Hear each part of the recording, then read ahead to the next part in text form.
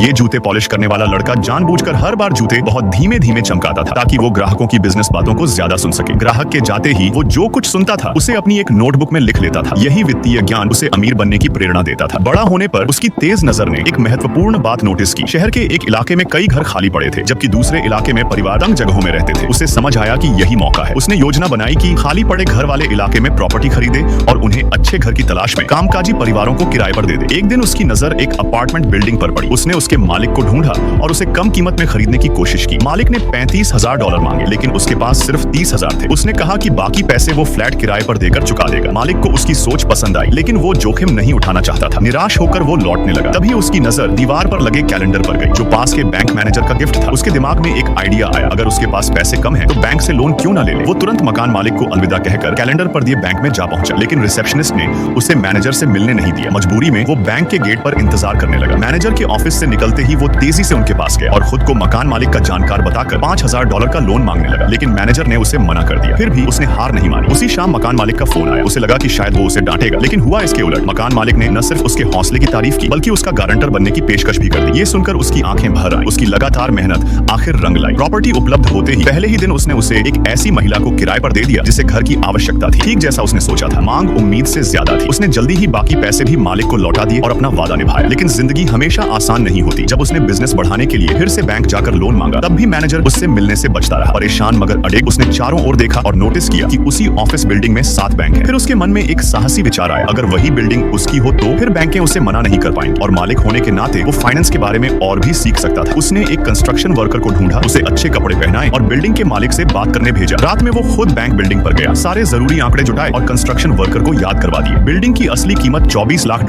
थी, लेकिन उसके गणित और तैयारी की वजह से वह उसे $15 लाख में आसानी से खरीदने में सफल रहा। इसके बाद सब बदल गया। बैंकिंग अब उसका सम्मान करने लगी। बिल्डिंग का मालिक होने के कारण उसे आसानी से लोन भी मिल जाता था। स्थिर फंडिंग से उसका रियल एस्टेट साम्राज्य तेजी से फैलने लगा। अपने शिखर पर वो 170 प्रॉपर्टी का मालिक था और यहाँ तक कि उपराष्ट्रपति संघ तस्वीर भी खिंचवाई। उसने सच में अपना बचपन का सपना पूरा किया।